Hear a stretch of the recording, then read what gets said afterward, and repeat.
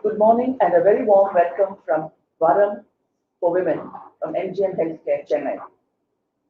As we celebrate World Breastfeeding Week, in fact, the week is celebrated from the 1st to 7th of August every year. But I think as obstetricians and as neonatologists, pediatricians, we feel that this is something that should be celebrated every day, every moment a baby is born. The theme this year is Protect Breastfeeding, a shared responsibility. Who should be sharing this responsibility? Is it only the doctors, that is the obstetricians, the neonatologists and the pediatricians? Not at all. The parents, the family, the support staff and also the society at large should share this responsibility to ensure exclusive breastfeeding for the newborn. This is the only way we can ensure that the next generation come out healthy and achieve all that there is to be achieved. We will have a short conversation between the four of us. I'm Dr. Jaishree Gajaraj. I would like to introduce Dr. Niveditha Bharathy, a Senior Consultant Obstetrician Gynaecologist at Varam, and Dr. Binu Ninan, who is a neonatologist, again at Varam for Women, and Dr. Deepa Easow, a pediatrician who continues to take care of the babies once they are born. With us is also Dr. Rita Gupta from Delhi, who belongs to the Breastfeeding Promotion Network of India. Dr. Rita Gupta and her husband Arun Gupta launched this almost 30 years ago. And recently, they have floated this platform called IDecide. IDecide meaning that the mother or the parents will decide and empower themselves to breastfeed the baby. That is, they have enough knowledge, or we give them the knowledge. Therefore, they are able to make a decision for exclusive breastfeeding. So let's start off with the first question to Dr. Niveditha Bharathy, because obviously the baby has to be born first. So, Dr. Niveditha, when the mother or the couple come to you for booking, at that point, do you actually initiate any conversation about breastfeeding at all? So no, I don't think that is the correct and ideal time to talk about breastfeeding because so many other things will be a problem at that point of time. So the mother may be having a lot of vomiting, nausea, and she may be having some bleeding issues, spotting. Those things have to be sorted out. That is number one. Number two, we need to make sure that the pregnancy goes on smoothly and healthy till the third trimester to talk about breastfeeding and delivery. So the ideal time to talk about breastfeeding is the last few weeks of pregnancy. So sometimes they are hesitant to even start the pregnancy. Sometimes they come to you and say, Doctor, I could not feed my baby last time. Can you assure me now that I'll be able to breastfeed this time? Otherwise, it's fine. I don't want this pregnancy. So how do you assure me? Yeah, that is true. So what I told you is the ideal time to talk about breastfeeding for a first-time mother would be the last few weeks of pregnancy. But there are situations where you have some mothers who start worrying about this breastfeeding issue right from the booking visit because of some negative experience that they had during the last pregnancy. So at that point of time, we need to address this issue at that point of time to see what exactly was the problem and we need to tackle at that point of time itself. So, and is there any other way? What exactly do you do in the last few weeks? Do you only talk to them or do you examine them? Some of them have concerns about the size of the breast, the shape of the breast, asymmetry. Yeah. Sometimes they even say inverted nipples. So, how can you help these women in the last few weeks? So, initially, what we talk to them is the most important aspect of promoting breastfeeding is the positive attitude from the mother. So she has to be mentally and physically ready to feed the baby. So for which, if there are any physical issues, like if she is very concerned about the breast being small or one breast being bigger than the other, we have to reassure them those are all not the criteria to decide whether she'll be able to breastfeed or not effectively. So we have to allay her fears and demystify all the wrong ideas that she has been having because through the internet, through the relatives, through her friends. So we have to make sure that she understands the process correctly so that she can take on the breastfeeding in a very good and efficient manner.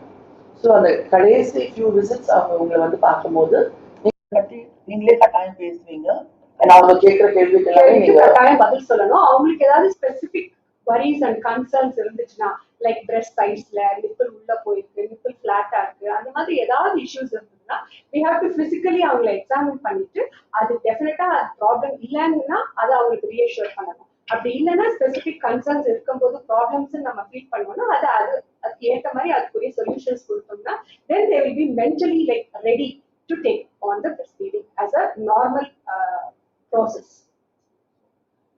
Dr. Binu, in the early days, and that is பிறந்த உடனே the colostrum, what they used to call as witch's milk those days, should they give it to the baby?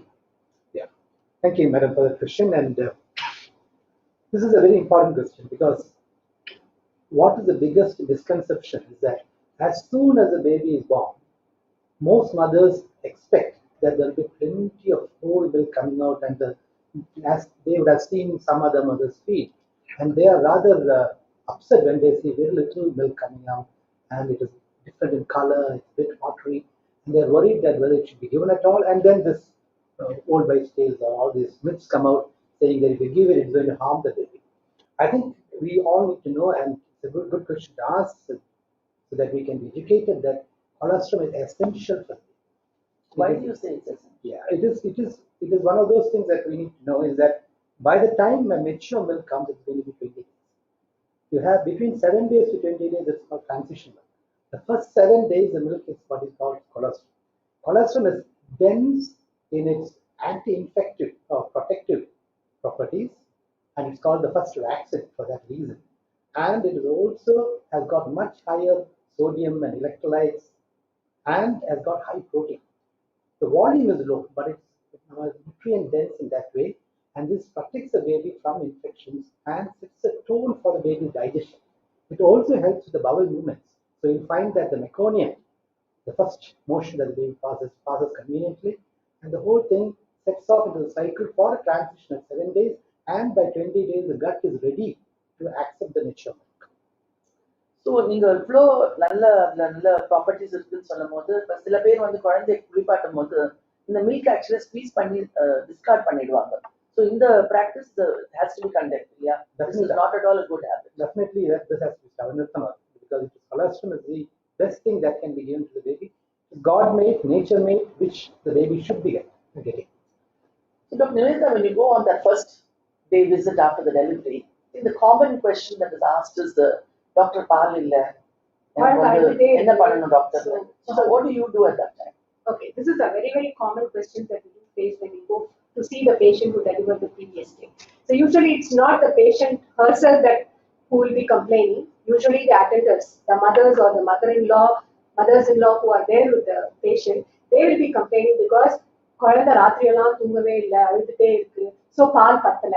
So we always tell them there is no concept like பால் பத்தல. We always ask them, சும்மா ஜோவியலா நாங்க கேட்போம், இந்த குழந்தை சொல்லிச்சு அவங்ககிட்ட பால் இல்லைன்னு சொல்லிட்டு பத்தலன்னு சொல்லிட்டு கேட்போம். So that is how, because that is again and again we need to teach the mother and the extended family about what exactly they should expect in the first few days after delivery with regard to the quantity of the milk and the type of milk that they have and what they should be doing.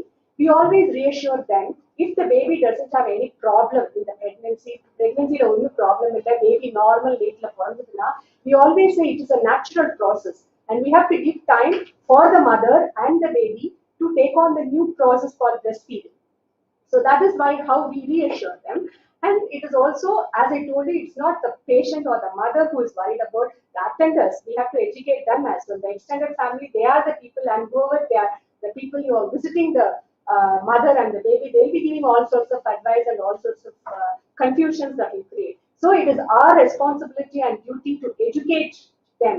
So what they should expect. When the expectations are not or real, then the disappointment will not be there. So definitely that negative effect. So நம்ம எவ்வளவு பேசினாலும் அந்த mother if she feels that நமக்கு பால் பத்தலன்னு சொன்னாலே that itself will have a negative effect on the secretion of the breast milk. That is most important. So that we always, what we do is to reassure them it is a normal process and we have the natural process, and better we shouldn't medicalize it, make it as a problem. So for which a proper understanding of what we should expect is the most important thing, and it is our responsibility to teach them. Thank you. So once she says that to the mother, Dr. Binu, and then say, when you go and see the baby, the next question to you will be, Doctor, how do I know that I'm getting enough? It's going to take at least 5 to Second, they expect the baby to put on weight from the time the baby is born. On day 1, day 2, they expect the baby to put on weight. Most babies lose weight and catch up with birth weight only by 10th day to 14th. So we have to tell them, we are keeping an eye on it. This is normal. And this is not a reflection of the breastfeeding or how you will be able to breastfeed in the future. This is nature, and that is how it is supposed to happen for the baby. The third thing is we tell them. That we have to watch the adequacy of breastfeeding by a few things. One, adequate urine output. If the baby passes around 6 times urine a day, that is good. Second, after the baby has breastfed, does the breastfeed softer or more empty? That's the second thing. Third, as the baby breastfeeds on one side, is there a let-down reflex or a bit of oozing from the other breast? That's the third thing. Fourth, is the baby stooling enough or passing motion enough? Fifth, is the baby getting adequate sleep between the feeds? So that's another thing that we need to look at. And sixth, is the baby gaining weight? So these are the things that we look at to know the adequacy of breastfeeding. Because breastfeeding is a natural process, usually it settles down if we give enough time. But as Dr. Niveditha said earlier, it is the anxiety that the mother and the relatives, and even because our community, even the neighbors, get involved in breastfeeding and the baby's growth. Everybody gives an advice, and it confuses the mother more and makes natural breastfeeding more complicated. Yeah, I think very true. We always allude to it as the neighborhood advisory committee. So I think you have to understand the mother and the father and the immediate family. You have to understand the importance of what can go wrong, what can go right, and what you should expect. That's the most important thing. So once they are assured, Dr. Deepa, they sometimes tell you, Doctor, Doctor breastfeed Patnama. Illena, they say, Adikadi, Doctor, over the So is there any frequency or any time limit? How do you advise them to breastfeed? Thank you, madam, for the question. A very important question which is very commonly asked by most mothers. So the important thing is we do not say follow any scheduled kind of a feeding. That is every 2 hours or every 1 hour, because there are a lot of problems with that. First of all, the baby might just not be hungry. So the baby is going to suckle just for 1 or 2 minutes and then go back to sleep. So because of that, the baby gets only something known as a foremilk. And the foremilk is watery, and all that it does is it quenches the thirst of the baby. So unless the baby gets the hind milk, which is full of fat, the baby is not going to get all the nutrition that the baby requires, and the baby to gain weight also, the hind milk is extremely important. So it's important that the baby gets hungry. Now, how do you know that the baby gets hungry? So that there are certain cues that you need to look for. So a baby that is sleeping suddenly starts becoming restless, starts moving around, starts rooting, searching for the nipple, opens the mouth. So these are all early cues. And nowadays recommendations are that you start feeding a baby when you see early cues, because crying is a late cue of hunger. So once a baby starts crying and then you try feeding, sometimes babies will just refuse to suckle. The latch is not good. So then you need to pacify the baby, calm the baby down, and then feed the baby. So it's important to pick up early cues and start feeding the baby. And it should be only on-demand feeds. And when the baby is suckling on the breast, you should allow the baby to suckle for as long as possible.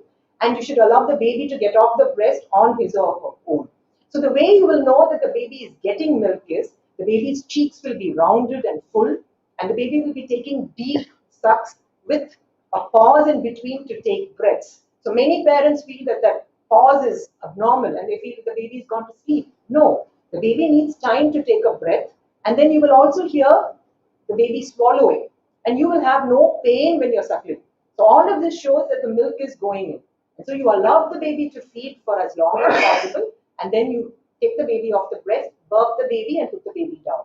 Night feeds especially are important, but again, you do not have to wake up the baby periodically every 1 hour, every 2 hours to feed the baby. You can allow the baby to set the schedule, and when the baby wants to feed, night feeds definitely should be given because prolactin secretion is much higher in the night. So the important thing is no timed feeding or scheduled feeds. It is always on-demand feeds.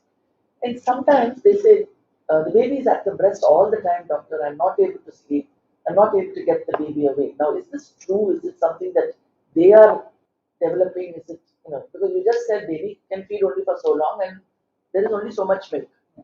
So what is your advice to these people?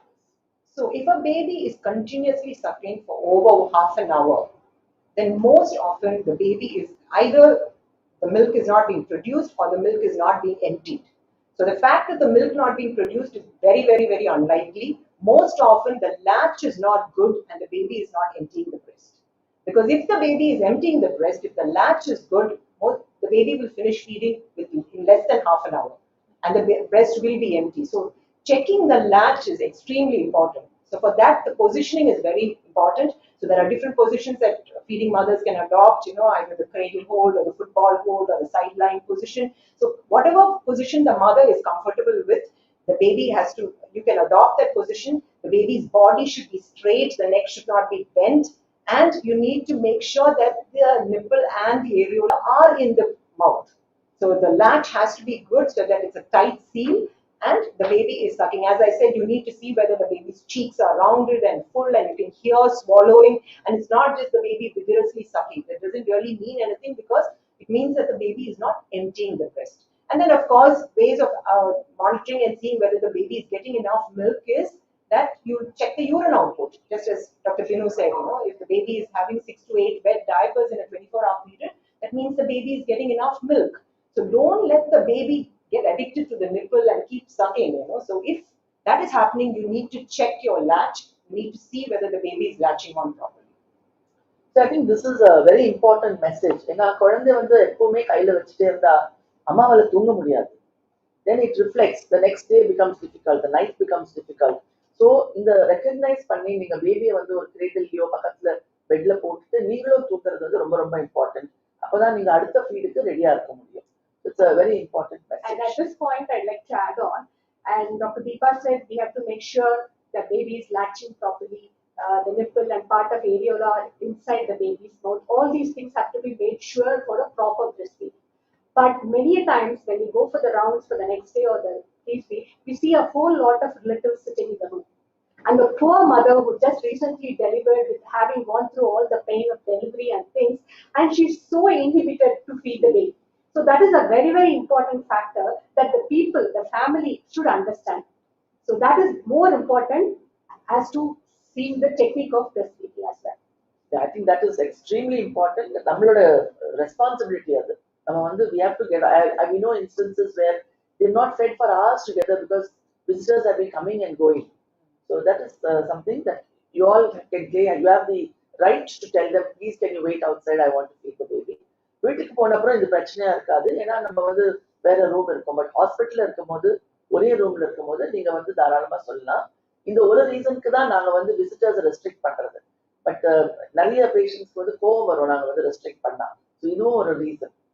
Mother's comfort is the most important thing, because the let-down reflex or the oxytocin reflex comes only if the mother is comfortable, happy, and things like that. So if she's tense, anxious, nervous, not comfortable, the let-down reflex is definitely going to be there. The baby could be sucking, but then, there's no let-down. So at the time of discharge from the hospital, Dr. Deepa, the one question often asked is, how long should I continue to breastfeed this baby? So what is your advice? So all international bodies have recommended exclusive breastfeeds. So exclusive breastfeeds means it is only breast milk. No water, there's nothing else except breast milk, and that should be given for up to 6 months of age, and you continue breastfeeding till the age of 2 years or longer. So the only drops that we advise for a term baby in addition to breast milk is vitamin D drops. Other than that, no other multivitamin drops or no other additional anything, water, everything. Because all mothers should realize that breast milk is about 80% of water. So there is no need for any additional water, no matter how hot it is. Many mothers feel, Chennai is so hot, so my baby is sweating, so should I give additional water? Or my house is very hot. So things like that. There is no need because of the risk of infection. And not only that, the baby's appetite goes down. You give milk, so the baby's that amount of milk should have gone in, instead water has gone in. So that is going to increase the risk of infection also. So nothing else should be given. So it's exclusive breastfeeds, and then you add on solids from 6 months onwards, and you do not stop breastfeeds. It's not adding on other milk. It is adding on solid feeds in addition to breast milk. So breast milk continues to be an important component, and you continue that to the age of 2 years or longer. So when we talk about exclusive breastfeeding, the common question the mothers and the relatives will ask is, குழந்தைக்கு அடிக்கடி விக்கல் வந்து நான் தண்ணி கொடுக்கணும். So again, it is more important for them to understand this. Breast milk majority, that is 80% is only water. There is no need to give separate water கொடுத்தாதான் அந்த விக்கல் நிற்கும்ன்றது கிடையாது. And it is a natural process. விக்கல் வந்து இது ஒரு disease கிடையாது, அது ஒரு problem கிடையாது. It is a natural process. அதே மாதிரி தும்மல் வரதும் it's a natural process. That is குழந்தைக்கு வந்து காஃப் பண்ண முடியாது. So the natural or clean பண்ணிக்க முடியாது passages. So that's the nature's way of cleaning the passages. So that is more important. இதுதான் நார்மல், இது அப்நார்மல் தெரிஞ்சாலே பாதி விஷயம் நமக்கு சால்வ் ஆகும். அதான problem. So when they're getting discharged equally, I mean, the one question they would ask you is, doctor, you gave us iron, calcium and all during the pregnancy. Now do I have to take it? How long should I take it? Is it essential that I take it? So definitely. So usually pregnancy la வந்து the pregnant mother க்கு iron, calcium, folic acid அப்படின்ற மூணு supplements வந்து கட்டாயம் கொடுப்போம். After delivery, many of them think that iron தேவையில்லைன்றது, but that is not true, because during the process of delivery, either normal delivery ஆ இருந்தாலும் சரி, cesarean ஆ இருந்தாலும் சரி, there will be a fair amount of blood loss இருக்கும். So to cope up with that, so iron, hemoglobin maintain பண்றது, general health maintain பண்றதுக்கு ரொம்ப important. So we always recommend to continue the iron supplements for another 6 months or so. Or we always say as a statement, till they continue the breastfeeding, it is better to continue all the supplements. And when we talk about calcium, calcium is extremely important, especially for the breastfeeding mothers. The requirement is more during breastfeeding rather than during pregnancy. I think that's again a very important thing. Usually ஒரு 6 மாசத்துக்கு அப்புறம் they say, ஐயோ doctor நான் அதை விட்டுட்டேனே, நான் எடுக்கிறது இல்லையே அப்படின்னு.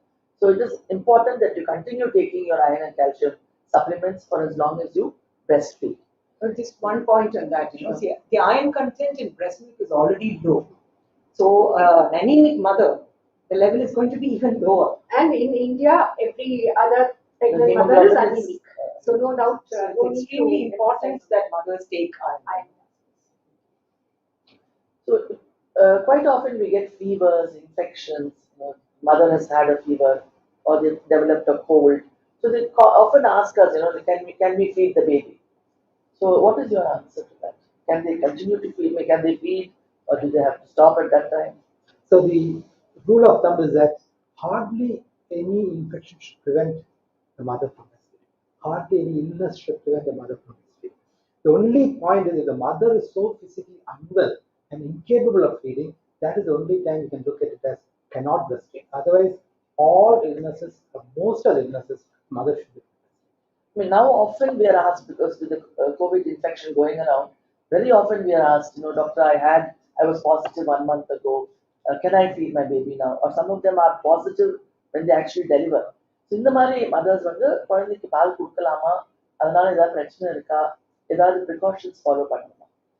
So the recommendation, and which we have been following also, is that COVID positive mothers can breastfeed the baby unless she is so unwell.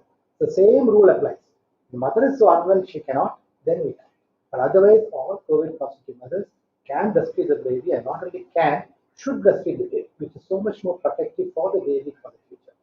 So what precaution to take? Like anyone else who is COVID positive, wearing the mask, it's called respiratory hygiene, washing your hands and cleaning the breast and not coughing onto the baby's face.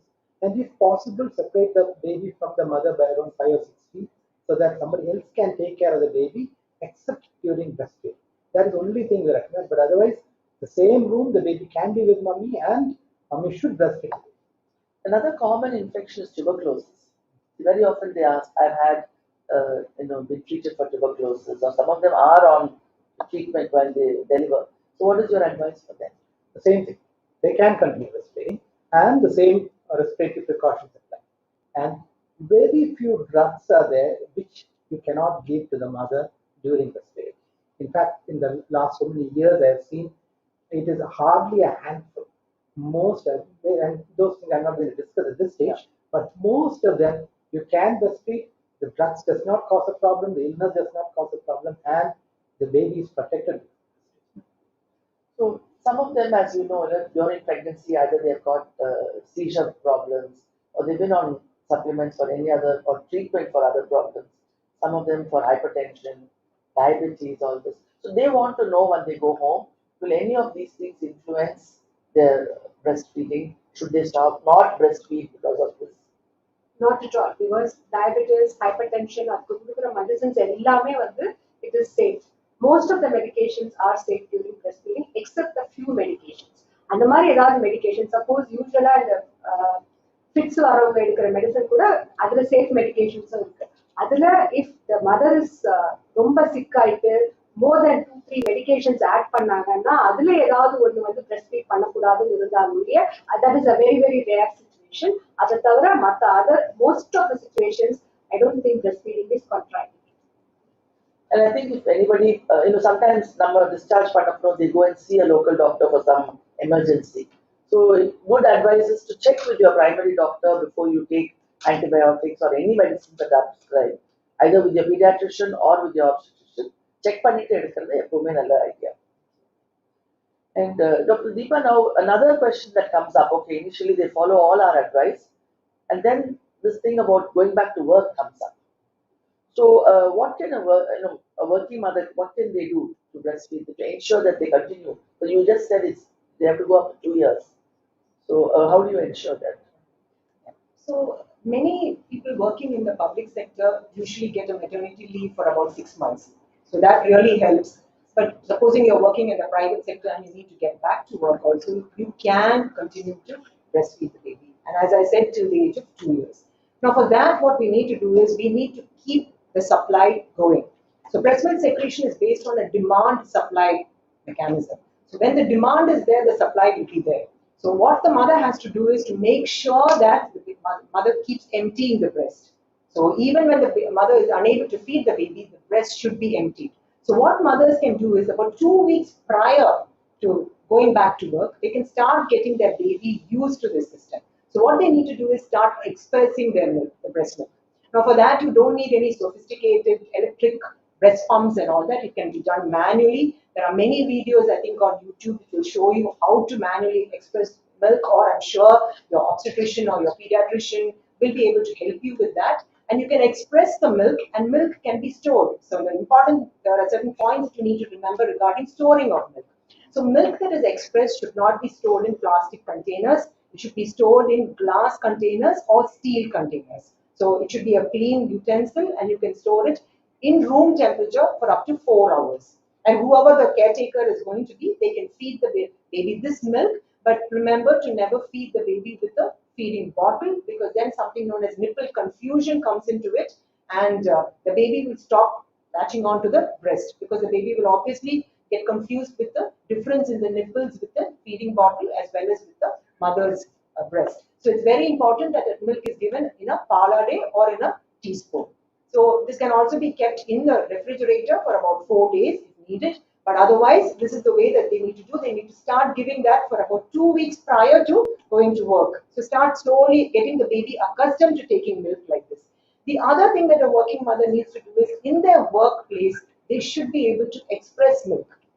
Because as I said, it's the demand and supply. So you need to keep the supply going in, so you need to keep emptying the breast, because there is something known as feedback inhibitor of lactation, FIL. It's a polypeptide, it's a protein that is present in breast milk.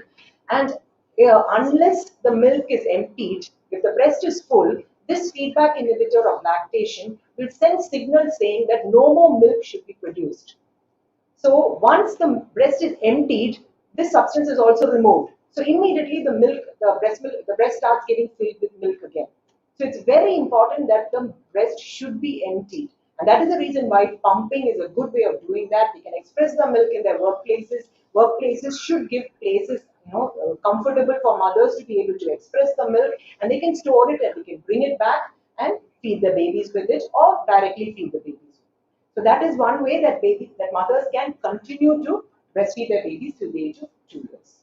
So actually this platform called IDecide, which we will be seeing shortly, they have excellent videos on, positioning, latching of the baby, and also about expressing the breast milk. So it will be a good idea for you to go on to that website and see once you've heard Dr. Rita talk to you about it. And And fortunately, I think with this COVID situation, many people are working from home. So this so-called, it will be less. And I remember, once upon a time, this palada used to be a silver palada used to be a gift that was often given to, families when they had a baby, and then it was thrown out of the window sometimes. So it's an excellent or ingenious vessel actually. So beautifully designed to prevent the aspiration and all that. So I think our forefathers were so intelligent. Number, we have to follow that. I'm so happy that you mentioned this palada because bottle seems to be the fashion. So when they start going to work, sometimes I think they come back to us with this heavy breast engorgement. So what is she told us very clearly that we should be able to express, etc. Despite all this, we do get this breast abscess and engorgement. So what is your advice?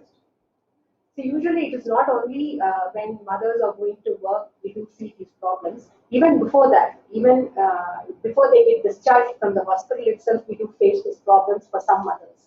The first thing is basically the baby is not latching properly and they are not able to suck whatever the milk is being produced. That is a common reason.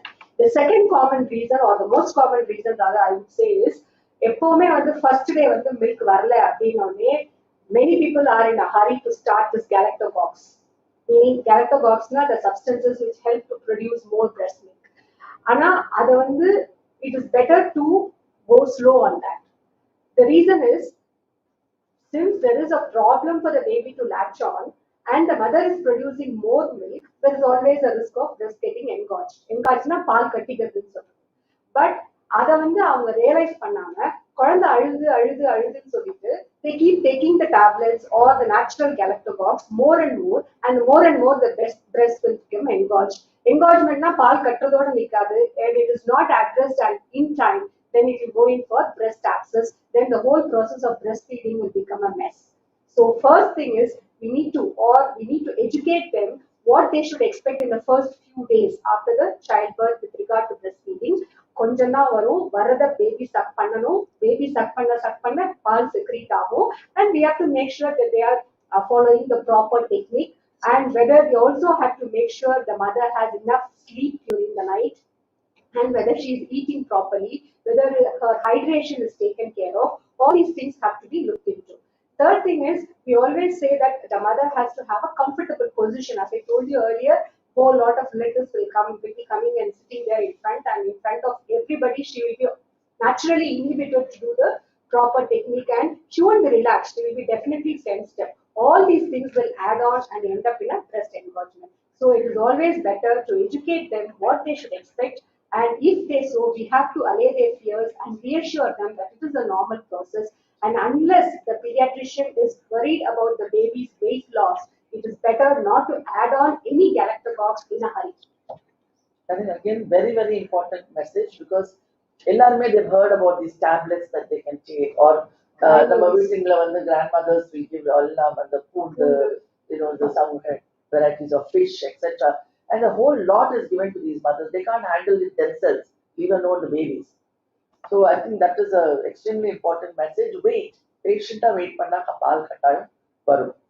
And இன்னொரு myth வந்து இந்த மாதிரி இப்போ இது சாப்பிடக்கூடாது கீரை சாப்பிடக்கூடாது பருப்பு சாப்பிடக்கூடாது ஸோ இந்த மாதிரி திங்ஸ் எல்லாம் I think you just continue eating normally what you have eaten, what is cooked at home. Just continue eating what you normally do. There will not be any problems. Now through a pregnancy, but nowadays when all of you are on the net and you're constantly talking about delayed cord clamping, skin to skin contact. So these sort of things happen.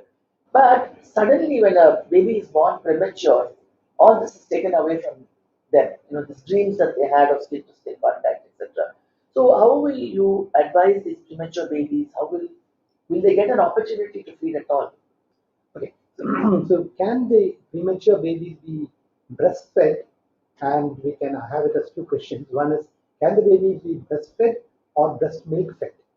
So when they are below 34 weeks, they do not have the coordination to suck, swallow and breathe. So when they are below 34 weeks, we often ask them to express the milk and then give it to the baby either through a tube or through the palate. But after 34 weeks, they are most often capable to suck directly at the breast. And definitely by 35 and 36 weeks, they should be able to breastfeed. It is the babies who are below 34 weeks are probably the occasion that I often encourage mothers to start off expressing with their hand, or often going on to electric breast pumps, because we may need to express pump the milk for nearing a month or 1.5 or 2 months. And so no routine pumps are not needed for all pregnancies and normal deliveries, but for these premature babies below 34 weeks, it is often encouraged to have them. In fact, the other way of looking at it is that all preterm babies should only be given breast milk, because giving any other milk may harm the baby's intestine and cause much more damage. So in my practice, I often wait even for 1 or 2 or 3 days till the mother produces the milk, and only then start the breast milk. I do not give any other milk because intestines do not handle it. So yes, more premature, more the need for the breast milk, and more the need for the breast milk. After 34 weeks, you can usually train the babies up. Often mothers learn to pala their feet before the baby can directly breastfeed, and that is good enough. And over time, they learn to breastfeed. By around 35, 36 weeks, they are very good. So I think a little bit of talking to them and counseling will take them through this period. So I think Dr. Deepa, already you told us about the advantages of Binu, and Dr. Deepa spoke to us about the advantages of colostrum. So now, what are the advantages of breast milk? I mean, why are you promoting it, and why are you saying that exclusive breastfeeding? So advantages of breast milk, we can go on and on and on, and I think there is more and more research about more advantages being found. Almost every day you find new things coming up. So advantages can be divided into advantages to the mother, to the baby, and to the earth. So as someone said, breastfeeding is the greatest gift that a mother can give herself, her baby, and the earth. So now first for the baby, what are the advantages for the baby? So breast milk is tailor-made for that baby. It's a dynamic fluid which changes based on the gestational age of the baby. As Dr. Binu said, a preterm preterm baby's mother will secrete milk which is meant for the preterm baby. So that is the reason why it's known as a dynamic fluid. The other thing is, even during a feed, there is fore milk and hind milk. So it's based on all the requirements for the baby is met. So that is the reason why it is so advantageous. It is readily available. You do not have to sit and make it.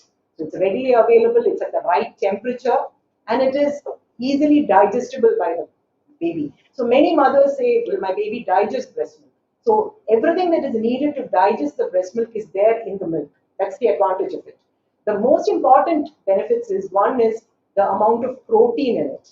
So if you compare the protein present in breast milk and the one in cow's milk, you will see that the protein content in breast milk is just right for the baby's immature kidneys to be able to handle, immature system to be able to handle.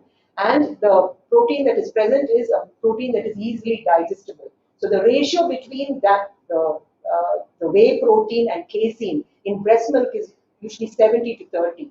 Whereas in cow's milk, it is exactly the opposite. It's almost 80 to 20. And that's the reason why babies will find it difficult to digest cow's milk. So that is one advantage. Next, we come to fats. So essential fatty acids are extremely important for the baby's development, of the eyes, the brain, the nervous system. And that is present in breast milk. And the enzyme to digest it, known as lipase, also is present in breast milk. So that's the second advantage. Breast milk has got lactose, which is in the right proportion, and that makes it the sweetest milk. So even the flavor is there for it. So that's the other thing. Then coming to anti-infective properties.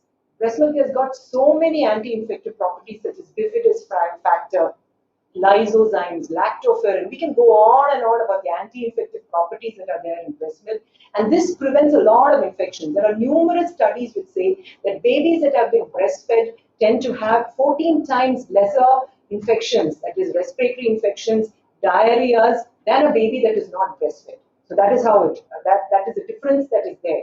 Then breast milk also tends to reduce incidence of diseases such as asthma and eczema and things like that. Most of the allergic disorders are more in children that have been given cow's milk.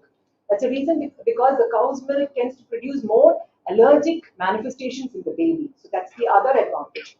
A lot of diseases such as late onset diseases such as type 2 diabetes are less in babies that are breastfed, because obesity is less in babies that are breastfed. So these are the long-term effects. So these are all benefits that are there for the baby. And now we come to the benefits to the mother. I'm sure Madam Dr. Niveditha, we're talking about the benefits to the mother. Now coming to the benefits to the society, to the earth, the amount of waste material that is generated when you have to give bottle feeds. So plastics are being used, tins are being used. So all that has to be discarded. Then you imagine the cost to the family, because unless you buy formulas and all that are expensive, and unless you give it in the correct proportion, it's not going to help, and that's going to incur a big cost for it. Hospitalizations are more in babies that are not breastfed. So again, the cost goes up.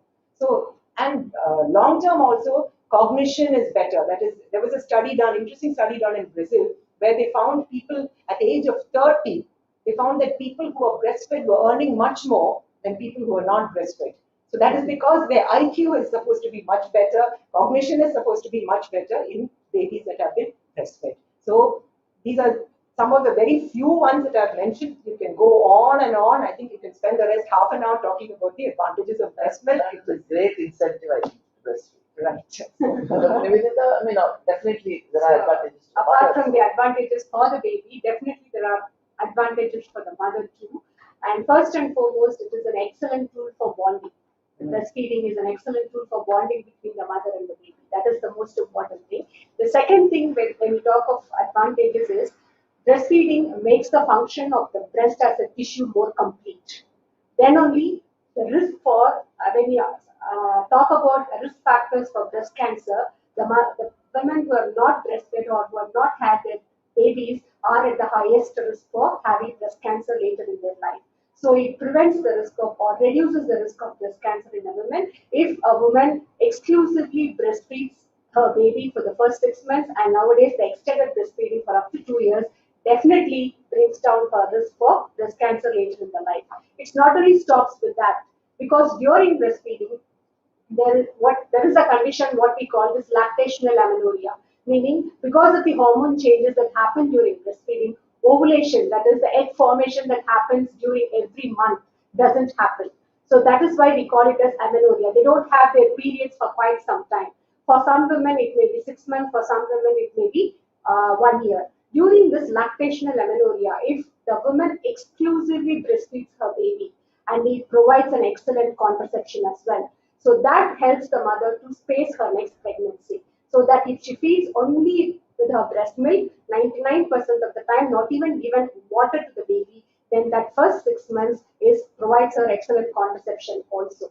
The third thing is, just because it prevents the ovulation, it also reduces the risk of ovarian cancer in the mother. So definitely, it not only provides the excellent tool for bonding between the mother and the baby, it prevents so many long-term, prevents a lot of dangerous diseases like breast cancer and ovarian cancer in the mother at a later stage. I think that's a very important points that you brought out. And in addition, breastfeeding has been calculated to burn up about almost 500 calories a day. Yeah, so that also helps to get people in shape. And another, in the same breath, I want to tell that it helps to burn up so much calories, and many people have the wrong idea that just because they are feeding the baby and just because they are carrying the baby during pregnancy, they have to eat for 2 people. So that is a wrong concept. No need to add on the calories. In fact, they have to have healthy food and healthy supplements at the correct levels, but not that they have to eat for 2 people, not that they have to eat for more. And I think above all, the most important advantage for mother and baby is the bonding that happens during breastfeeding. That is something that will go right through the mother's life as well as the baby's life. So that's emotion that cannot be replaced with anything else. So it's very important. I think we will probably now move on to a short session of presentation by Dr. Rita Gupta from BFNI on IDecide. And then we will come back for a wrap-up message from each of the panelists. Thank you.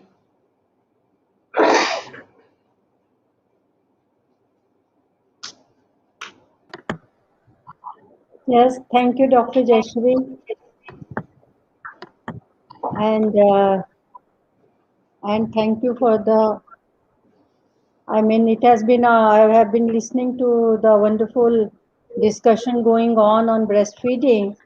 And BFNI has developed a web platform, IDecide, to help pregnant moms to decide about feeding their baby.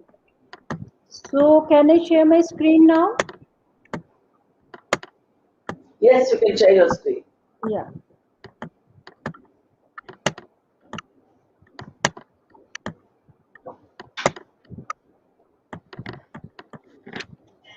Can you please see my screen? Yes, Dr. Rita, we can see your Yeah, screen. yeah. Can you go on? So, yeah, Are you on slideshow? Can you go on slideshow, please? No. yes. Yeah, I think you're okay like this. Uh, because earlier I tried slideshow was not working. No, I think we can see very clearly. So you can Okay, continue with this. okay. Thank you. So why was it made? Because it has been seen that pregnant moms and dads have the right to accurate and unbiased information during pregnancy to make informed decision.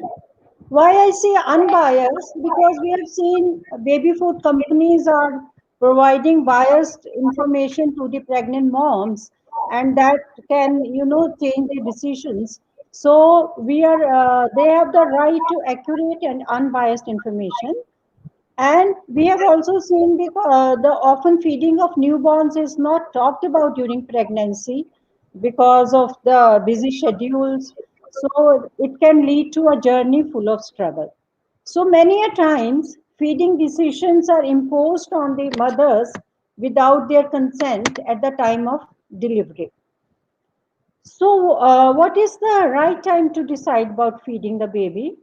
It is strongly believed that second or third trimester of pregnancy is the best time for parents to learn about what and how to feed their babies. This is helpful to build the confidence of the would-be parents close to the delivery time. With IDecide, they can be equipped with information that empowers them to demand much required support and services from the hospital where they plan to deliver. So, what were the objectives of this portal? Look, because we have seen that young mothers would be very apprehensive during pregnancy, whether their milk would be sufficient or not, and for the baby, and what would they do, etc., etc. So this portal was developed keeping in mind all those aspects and empowering the mothers to know about all the aspects of breastfeeding and being successful at that. So IDecide is a web portal which is a three-step approach. The three steps are: step one is knowledge during pregnancy, and after gaining knowledge on this portal, they make an informed decision what they want to feed their baby.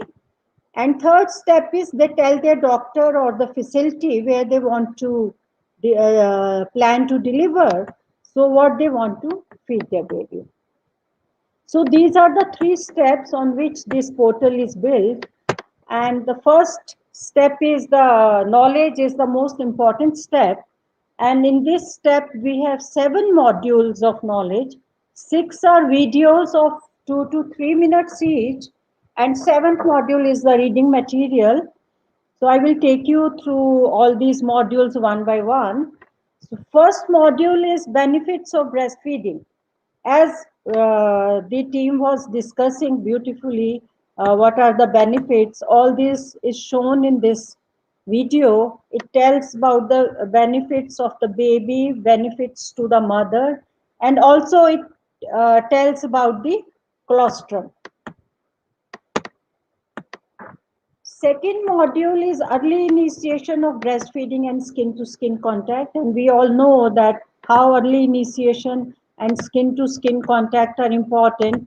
All the aspects of this is shown in this video, that babies put to skin contact immediately after birth, and early initiation has to be started immediately after birth, but preferably within 1 hour of birth, because the baby is alert during the first hour, and after that the baby goes off to sleep. So all these aspects are shown in this video. Next video is positioning and attachment. As Our team was also discussing that how important it is for a good attachment uh, and good latching on. So all this video shows beautifully what is good attachment, how to differentiate between good and bad attachment, and how to in what positions mother can feed, sitting, lying, or whatever she is comfortable, both in normal vaginal delivery and cesarean section. So next module is the safety and preparation of artificial feeding.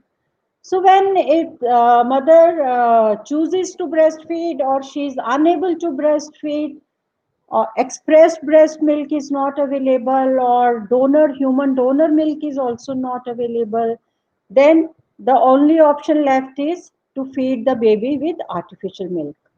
So this video explains how to prepare the artificial milk, artificial feed safely, hygienically, and how to store the artificially prepared feed, how to store it at room temperature or in refrigerator.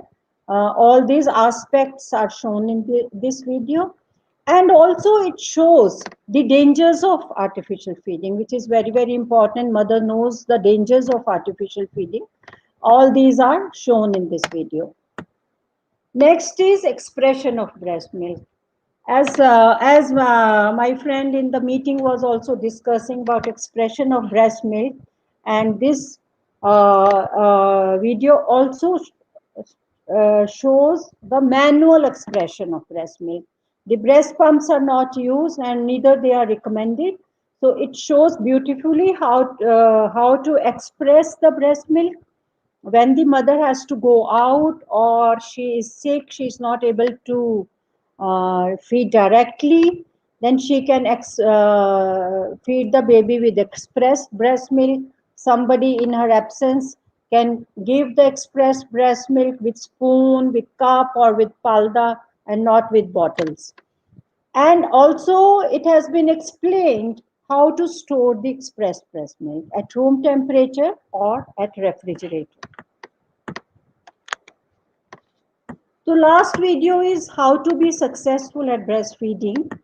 So this video explains about the hormonal reflexes which are involved in breastfeeding, prolactin and oxytocin. So as we all know, prolactin is one hormone which produces the milk. When the baby suckles, the prolactin is produced and that makes the milk. And oxytocin squeezes out the milk, which also help in the expulsion of the placenta, and it also squeezes out the milk. So both these hormones have been explained beautifully in this video. And also what are the factors which can affect these hormones like stress, anger, or like negative emotions. How can these affect these hormones? This has also been very beautifully explained in these videos. In addition, diet of the pregnant woman, that has also been explained in this video. So those were the all 6 videos, and the 7th module is the reading material. This is a breastfeeding and complementary feeding, a guide for the parents by BFNI. This booklet is a 57 pages booklet. Is available in 10 languages, including English, and it tells all the aspects of breastfeeding. And beauty is it also tells about the complementary feeding. When the child is around 6 months old, so the mother, father can get guidance on complementary feeding from this booklet. The parents can download this book and then they can use this book. So once that completes the first step, and once the pregnant mom and dad have gained knowledge on all the aspects of feeding, so then they decide what they want to feed. And once they have decided, that this certificate of this kind is generated. Suppose she has decided, I am well informed and have decided to breastfeed. my newborn immediately after birth, and give nothing except breast milk during hospital stay. Here comes the name of the mother. So this certificate is generated, and then this certificate she shares with her hospital or the doctor.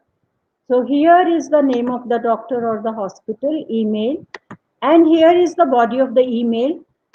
But she can, customize her own email, and this she can share with her doctor, and she can request for certain support and services during the hospital stay, during delivery, depending upon her decision.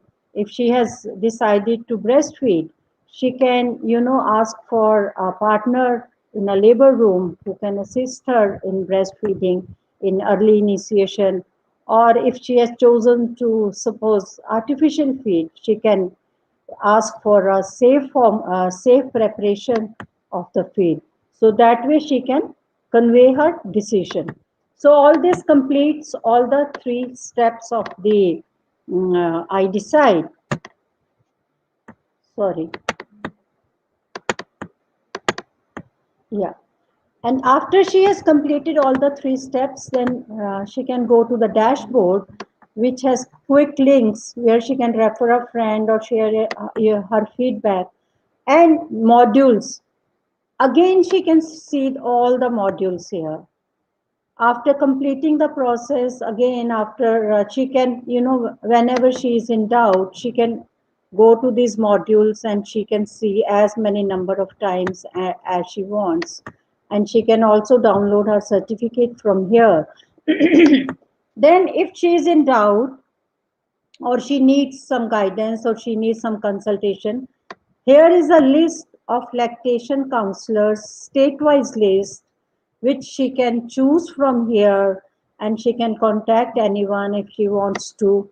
And here there is also a Stanpan Suraksha app of BFNI, which can download from App Store or Google Play. Here also she will find a list of the counselors. And our because these are all screenshots, but on live web, we have a number of our organization also here, and she can contact our organization if she is not able to, find anybody, and we will be always there to help her. So that is the dashboard. But then this is the home page of our website. These are all actually screenshots, and here is the sign up and login, and here is the introduction video. The sign up, when she signs up, this is a 199, just rupees 199 one time registration fee. Then she can log in and she can see all the material and go through all the process. And why should the mothers, go and log into IDecide? Because it has access to authentic information. Why do I say authentic? Because so much information is available everywhere on YouTube, on Google, but we cannot be sure about the authenticity. But we are a 30 years old registered organization working on breastfeeding, and we are sure our information is authentic, and she can rely on this knowledge. Then she can make an informed decision on feeding her baby and convey to the facility where she is delivering and ask for certain services and support. So that will, make her empowering experience, and it will be a satisfying journey for her and for the family about feeding her baby. And whenever she is in doubt, she can see the modules. So that is the beauty, and that is why the pregnant moms, if they log into this, and they can, get all the support. And once they make a decision in pregnancy and they have all the knowledge, so the postnatally, their journey would be safer. And thank you so much. That is all about IDecide. Thank you.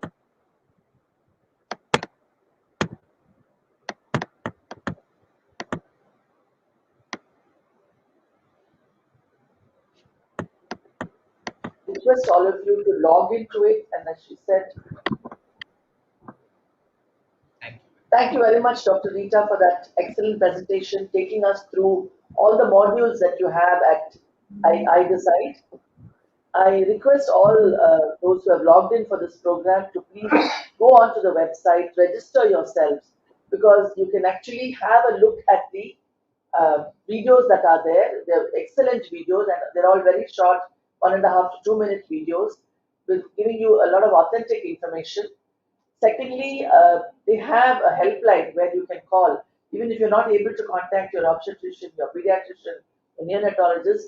In the website, you can have access.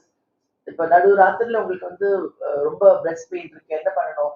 They have people who have lactation consultants, they have doctors on board who will actually be able to take your call and help you with at that moment of your problem.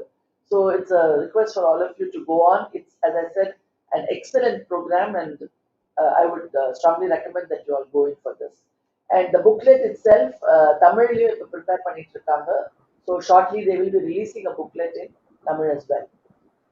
So do we have, I think, maybe one or two questions from one Uma Krishnasamy, who says, my baby is now 14 months old. How long or how much longer should I continue to feed? Anyone? Yeah, I think as I already mentioned, you need to continue breastfeeding till the age of 2 years at least.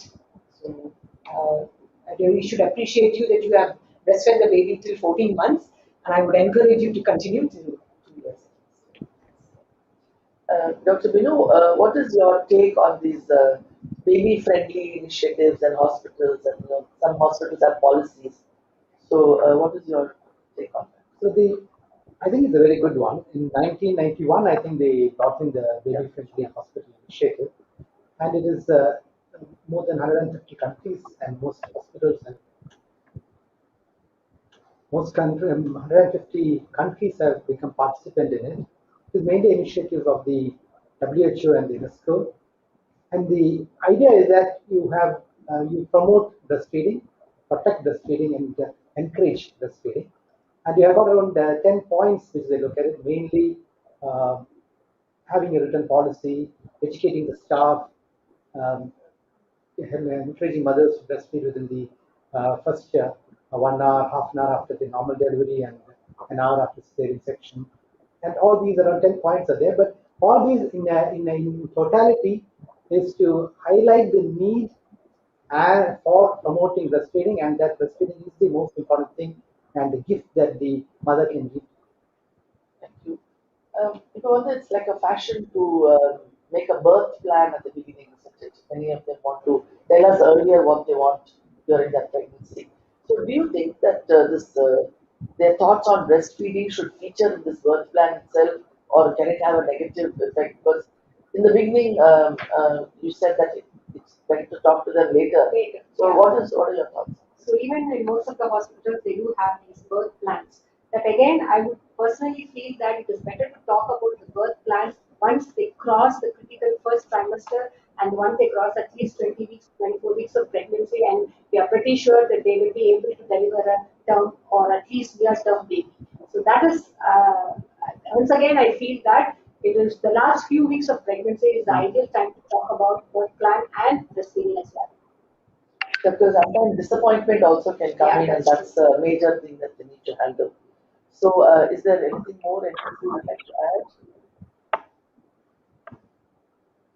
I would just say that I think we owe it to the next generation to promote, support breastfeeding, and it's a collective responsibility. I think that is why this year's theme is on that. So, thank As you. we all accept and understand that the breastfeed milk is the best gift that a woman can give her child. So it is the onus on us, basically the obstetricians, who are the first point of contact for the woman right from the time when she becomes pregnant. So it is our responsibility to empower them to get the necessary knowledge and to support them to take on the breastfeeding as a natural and successful process. I think all of us have given the same message, and I would just like to say that, as I said in the beginning, celebration does not end on the 7th of August. It should continue every day, every time a baby is born. And again, to reiterate the theme, protect breastfeeding, a shared responsibility. Um, we are all there for all of you. So whenever you want to have any doubts or you want to clarify, please feel free to write it to us. And we at Varam for Women by MGM Healthcare totally promote exclusive breastfeeding. Thank you.